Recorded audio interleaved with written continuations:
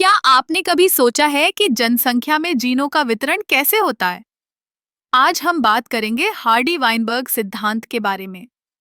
यह सिद्धांत हमें बताता है कि किसी जनसंख्या में जीनों का वितरण स्थिर क्यों रहता है, जब तक कि कुछ विशेष परिस्थितियां न हों। इस सिद्धांत के अनुसार एक जनसंख्या में जीनों की आवृत्ति समय के साथ स्थिर रहती है, जब तक कि कुछ शर्तें पूरी होती हैं। ये शर्तें से यह है: जनसंख्या बहुत बड़ी हो, जनसंख्या में कोई उत्परिवर्तन न हो, कोई प्रवास न हो, प्रजनन यादृच्छिक हो और प्राकृतिक चयन न हो। अगर ये सभी शर्तें पूरी होती हैं, तो हम कह सकते हैं कि जनसंख्या हार्डी वाइनबर्ग संतुलन में है। अब आइए इसे एक उदाहरण से समझते हैं। मान लीजिए हमारे पास एक जनसंख्या है जिसमें दो प्रकार के जीन हैं, ए और ए। अगर हम मान लें कि A का आवृत्ति 0.6 है और A का आवृत्ति 0.4 है, तो हम हार्डी वाइनबर्ग सिद्धांत का उपयोग करके यह अनुमान लगा सकते हैं कि जनसंख्या में A, A और AA जीनोटाइप्स की आवृत्ति क्या होगी।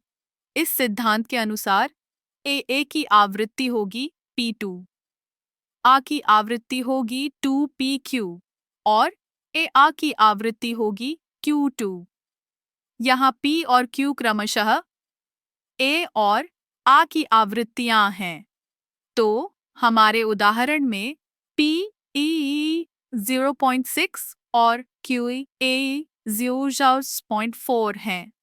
इससे हमें मिलता है A की आवृत्ति A 0.62, A 0.36, A की आवृत्ति A2X 0.6X 0.48, A की आवृत्ति A 0.42 A 0.6। तो जनसंख्या में 36% ए परसेंट ये और 16% ए आ होंगे। यह गणना हमें ये समझने में मदद करती है कि जीनों का वितरण कैसे होता है। लेकिन क्या होगा अगर इनमें से कोई भी शर्त पूरी न हो, जैसे कि अगर जनसंख्या छोटी हो या प्राकृतिक चयन हो? तब जीनों की आवृत्ति बदलने लगेगी। यह हमें दिखाता है कि हार्डी वाइनबर्ग सिद्धांत एक आदर्श स्थिति है, जो वास्तविकता में हमेशा लागू नहीं होता। इस सिद्धांत का महत्व यह है कि यह हमें जीनों के वितरण को समझने में मदद करता है और यह बताता है कि कैसे विभिन्न कारक जनसंख्या में जीनों की आवृत्ति को प्रभावित कर सकते हैं। यह सिद्धांत जैविक विविधता और विकास के अध्ययन में एक महत्वपूर्ण उपकरण है।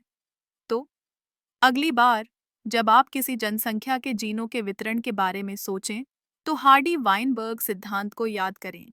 यह सिद्धांत हमें न केवल जीनों की स्थिरता के बारे में बताता है, बल्कि यह भी कि कैसे पर्यावरण और अन्य कारक इसे प्रभावित कर सकते हैं।